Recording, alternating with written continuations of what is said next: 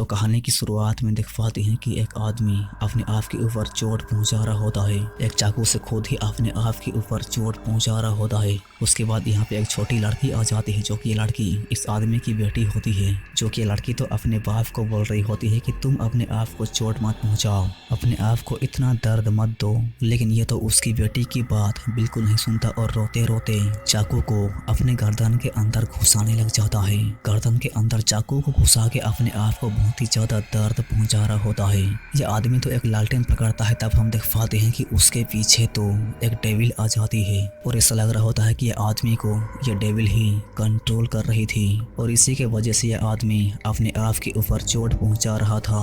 और ये आदमी तो लालटेन को नीचे गिरा के खुद को जला के मार डालता है और यहाँ पे आग जलने की वजह से ये लड़के के दोनों हाथ थोड़ी सी जल जाते हैं। फिर सीन शिफ्ट हो जाता है और हम देख पाते हैं एक लड़की को, जो कि इसका नाम होता है तंत्री। ये वही छोटी लड़की है जो कि अब बड़ी हो गई है। स्कॉलरशिप पाने की वजह से ये स्टूडेंट डोमेट्री जा रही है, जो कि वो असम महाशिशुआ में है।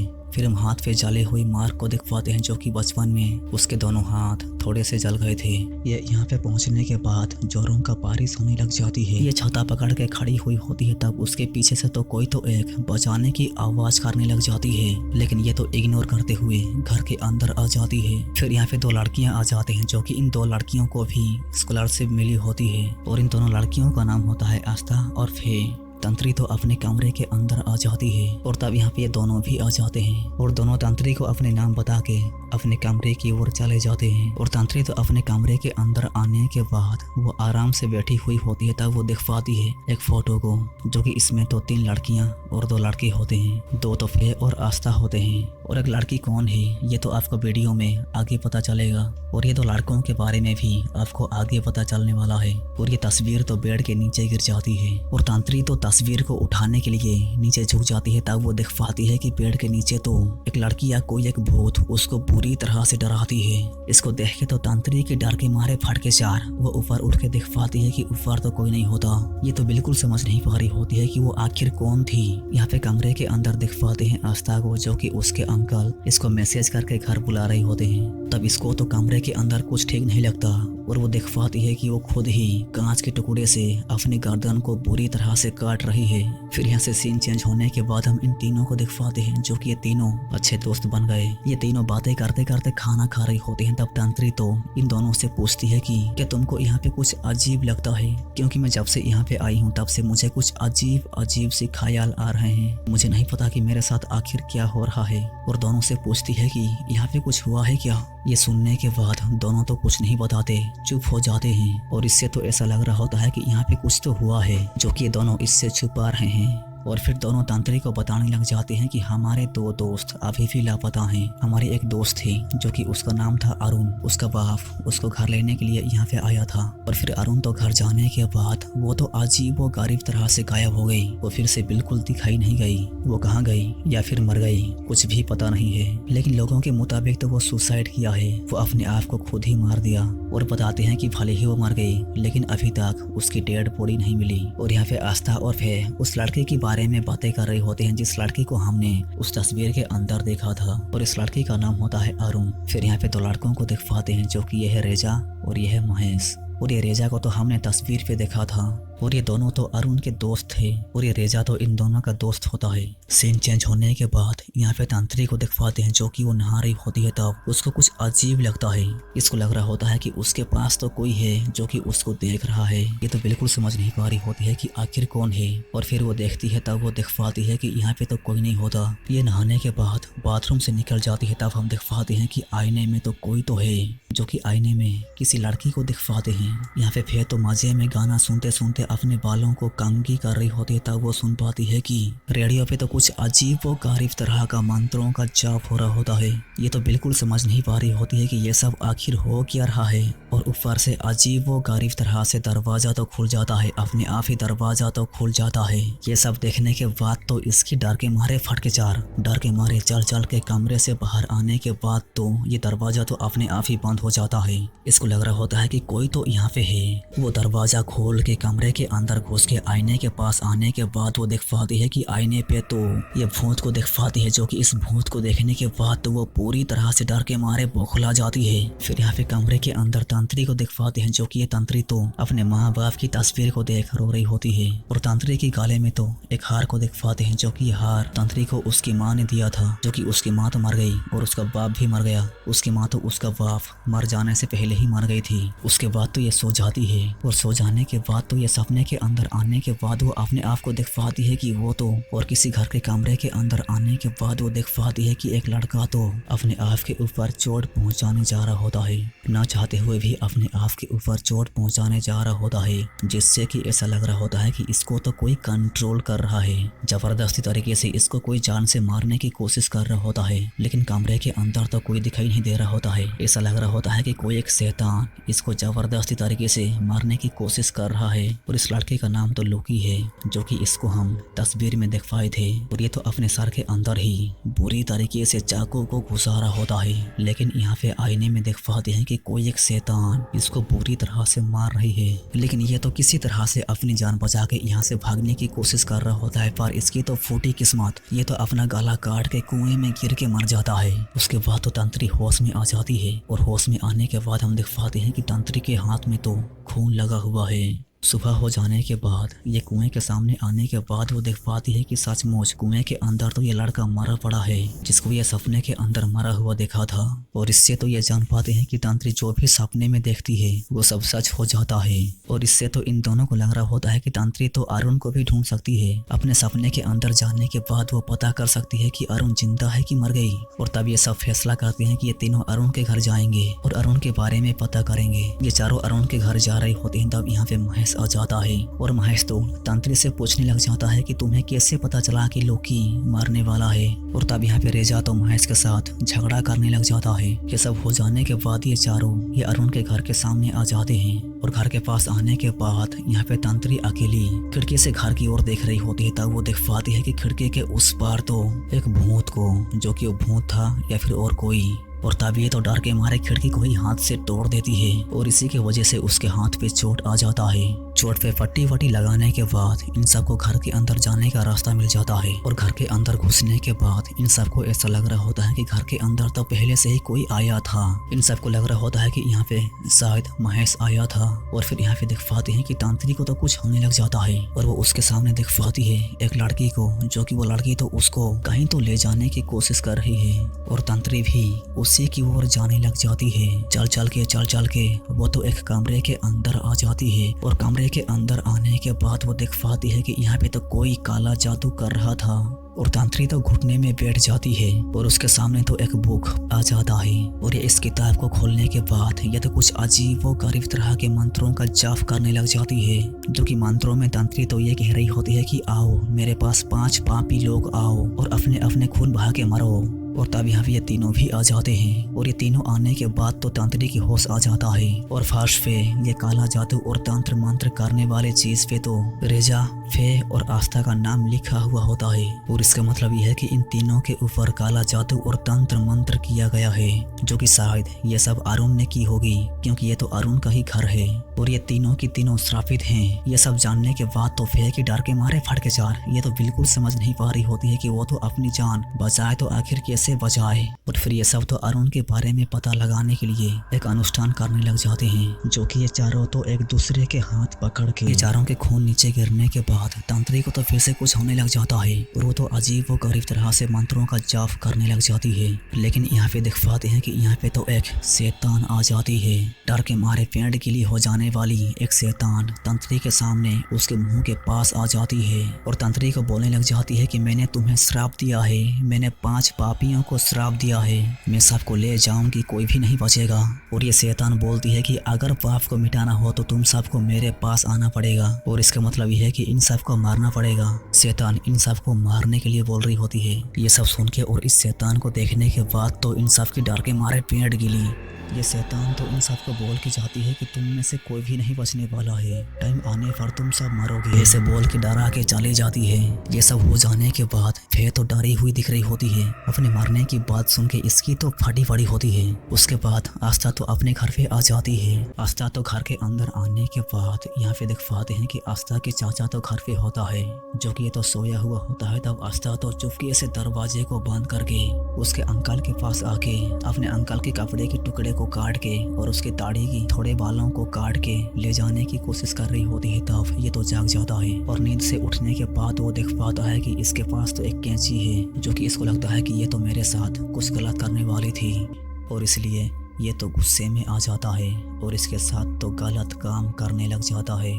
लेकिन ये तो कुछ नहीं करती, चुपचाप सहन कर जाती है, जो कि इसका टकलू अंकल तो इसके साथ बचपन से ही शोषण करते आ रहा है। और रात होने के बाद यहाँ पे देख पाते हैं कि ये दोनों घर की ओर जा रहे होते हैं। तब रेजा के ऊपर तो ये शैतान अटैक करके जान से मारने की कोशिश करने लग जाती है। तब ये दोनों तो रेजा के सामने जैसे ही आ जाती है वैसे ही ये शैतान तो भाग जाती है। पूछने पर रेजा तो इन दोनों को बिल्कुल कुछ नहीं पता था कि उसके साथ अभी अभी क्या हो रहा था। फिर तो कमरे के अंदर आने के बाद हम देख पाते हैं कि फे तो डरी हुई है, ये तो रो रही होती है। तब हम देख पाते हैं कि फे के ऊपर तो ये शैतान हमला कर देती है। और यहाँ पे देख पाते हैं कि आस्था तो अरुण के घर से ये किताब को लेके आ गई। और यहाँ पे तंत्री को देखने पर देख पाते हैं कि जब ये बाथरूम के अंदर आ जाती है तब इसको फिर से कुछ होने लग जाता है। और वो देख पाते हैं कि आस्था का अंकल को तो कोई एक जान से मारने में लगा है। यहाँ पे आईने पर देखने पर हम देख पाते हैं कि ये शैतान तो इस टकलू को तड़पा तड़पा के मार रही होती है और पूरी तरह से जान से मार भी देती है। और तंत्री तो होश में आने के बाद वो जान पाती है कि आस्था का अंकल तो अभी नहीं मरा है, लेकिन जल्द ही मरने वाला है। आस्था उसको मारना चाह रही होती है और इसलिए ये तो इन दोनों के सामने आके इस किताब को मांग रही होती है। तब फिर तो तंत्री को बताने लग जाती है कि आस्था का अंकल एक बुरा आदमी है, वो इसका बचपन से ही शोषण करते आ रहा है और इसने तो अवोशन भी करवाया है। ये जान के तो ये अपने कमरे में सो जाती है। तब यहाँ पे दिख पाते हैं कि जब तंत्री सोई हुई होती है तब एक लड़की तंत्री के पास आके उसके कानों में गुनगुनाते हुए बोलने लग जाती है कि मेरी हेल्प करो। और यहीं से सीन चेंज होके सुबह हो जाता है और यहाँ पे आस्था को खबर मिलता है कि उसका चाचा तो मर गया। सीन चेंज होने के बाद यहाँ पे तंत्री और महेश को दिख पाते हैं, जो कि महेश तो तंत्री को बताने लग जाता है कि अरुण के साथ बुरा हुआ है।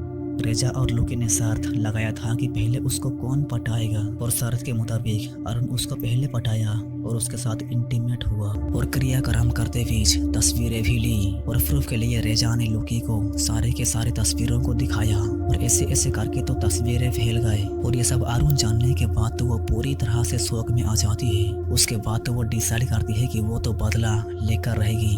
फिर महेश तो तंत्री की कुछ फोटोज को दिखाता है जो कि उसने क्लिक किया था। और तंत्री तो अपने फोटोज को देखने के बाद वो देख पाती है कि उसके पीछे तो कोई एक खड़ी हुई है। तस्वीर को देखने के बाद हम जान पाते हैं कि ये तो अरुण है, जो कि उसके पीछे हर वक्त खड़ी हुई रहती है। और यहाँ पे इन दोनों को देख पाते हैं, जो कि ये दोनों तंत्री के कमरे के अंदर आने के बाद आस्था तो तंत्री के कमरे की छानबीन करने लग जाती है। फिर तो बिल्कुल समझ नहीं पाती है कि आस्था आखिर कर क्या रही है, वो क्या ढूंढ रही है। और आस्था तो तंत्री की एक तस्वीर और खून लगा हुआ पट्टी को लेके दोनों अपने कमरे के अंदर आ जाते हैं। और तब यहाँ पे फिर तो आस्था से पूछ रही होती है कि तुम आखिर कर क्या रही हो। आस्था तो तंत्री को चोट पहुंचाने के लिए तंत्री के ऊपर काला जादू करने जा रही होती है, क्योंकि आस्था ने महेश और तंत्री को एक साथ अकेले में बात करते हुए देख लिया था।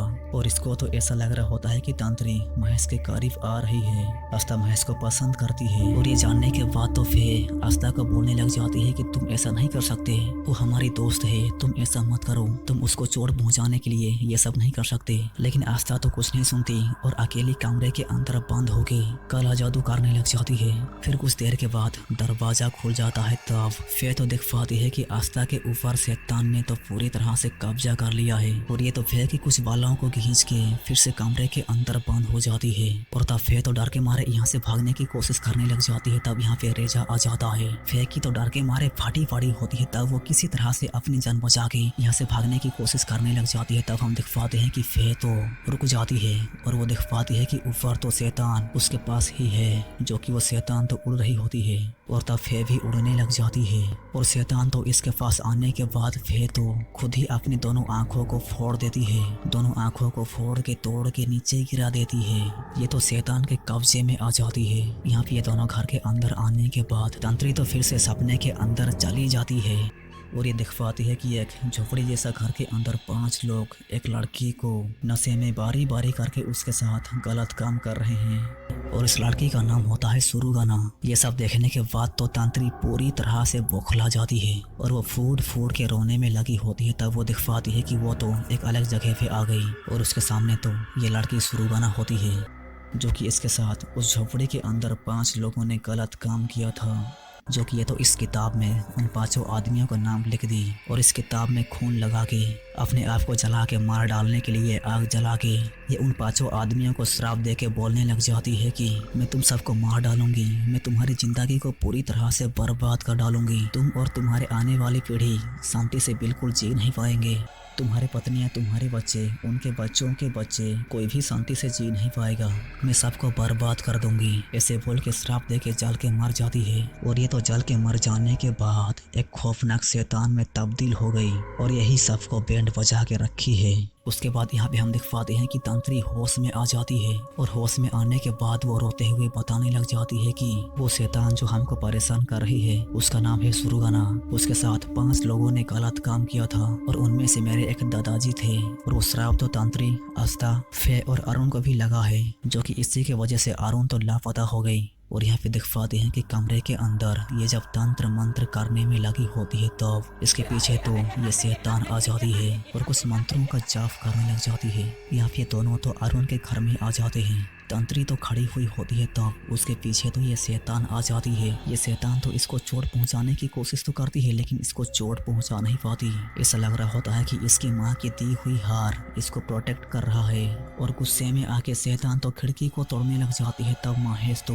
बेहोश हो जाता है और तब इसको लग रहा होता है कि ये तो मर गया। और फिर तंत्री को किसी लड़के की आवाज सुनने को मिलता है जो कि वो लड़की तो मदद मांग रही होती है। ये तो घर पे चल चल के एक कमरे के अंदर आने के बाद इसको अचानक से एक विजन आता है जो कि वो दिखवाती है कि अरुण तो काला जादू कर रही है। जब से रेजा और लुकी ने उसके साथ गलत किया है तब से ये उन दोनों को चोट पहुंचाने के लिए काला जादू का सहारा लिया। ये काला जादू करने में लगी होती है तब उसका बाप तो इसको रोकते हुए बोल रहा होता है कि तुम ऐसा मत करो, इसके वजह से तुम अपने आप को चोट पहुंचा रहे हो।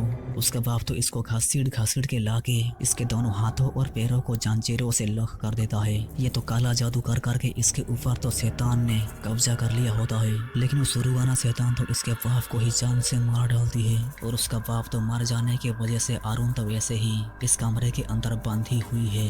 तंत्री तो होश में आने के बाद वो दिखवाती है कि अरुण तो जिंदा है, जो कि ये तो पूरी तरह से बंधी हुई होती है।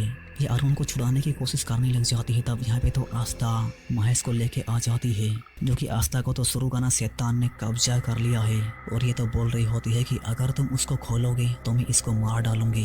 तंत्री तो आस्था को बोलने में लगी होती है कि तुम उसको चोट मत पहुंचाओ, तुम उससे प्यार करती हो, तुम उसको चोट मत पहुंचाओ। लेकिन ये तो शुरुगाना शैतान के कब्जे में होने की वजह से महेश को मार डालती है। और जब आस्था होश में आने के बाद वो दिख पाती है कि महेश तो मर गया, लेकिन फिर हम दिख पाते हैं कि आस्था को तो वो शुरुगाना शैतान जबरदस्ती करते हुए आस्था के गला काट के आस्था को पूरी तरह से मार डालती है। और यहाँ पे दिख पाते हैं कि अरुण तो जंजीरों को तोड़ देती है। ये तो शैतान के कब्जे में होने की वजह से ये तो शैतान से बातें करने में लगी होती है। तब यहाँ पे दिख पाते हैं कि तंत्री तो अरुण को चाकू से मार डालती है। यहाँ पे सीन चेंज होने के बाद हम जान पाते हैं कि रेजा को पुलिस ने गिरफ्तार कर लिया। वैसे भी वो तो घटिया आदमी था, अरुण के साथ वो तो गलत काम किया था, इसलिए पुलिस ने उसको गिरफ्तार कर लिया। और हमको दिखाया जाता है कि जब तंत्री छोटी थी तब उसका बाप बताता है कि जब तुम पैदा होने वाले थे तब तुम्हारी माँ को एक बीमारी थी जिसमें कि वही टिपिकल सिचुएशन, अगर माँ को बचाना हो तो बेटी मरेगी, अगर बेटी को बचाना हो तो माँ मरेगी। और तब उसकी माँ ने अपने बेटी को जिंदा करना सोचा और उसकी माँ ने ही इस हार को दिया था। और शायद इस हार की वजह से ही वो शैतान तंत्री के ऊपर चोट पहुंचा नहीं पाई। यहाँ पे दिखवाती है कि तंत्री तो इस किताब को जला डालती है। इसको लग रहा होता है कि इस किताब को जलाने से श्राप तो खत्म हो जाएगा। फिर सीन चेंज होने के बाद हम दिखवाते हैं फे को, जो कि ये तो किसी असाइलम में होती है, जो कि हम दिखवाते हैं कि इसके दोनों आंखों में तो खून निकल रहा है। इसके दोनों आंखें तो फूटे हुए हैं लेकिन खून तो क्यों निकल रहा है ये तो मुझे नहीं पता। और यहाँ पे जेल के अंदर देख पाते हैं रेजा को, जो कि ये तो अपने ही सर को बुरी तरह से पीट रहा होता है। और ये तो ऐसा क्यों करने में लगा है यह भी मुझे नहीं पता। लेकिन यहाँ पे हम देख पाते हैं कि तांत्री तो ये सब एक सपना देख रही थी, सपने के अंदर ही ये सब होते हुए देख रही थी, जो कि तांत्री का सपना तो पूरा हो जाता है। और इसका मतलब ये है कि ये सब घटा नहीं लेकिन घटने वाला है। और तांत्री तो देख पाती है कि उसके पास तो ये किताब फिर से आ जाती है।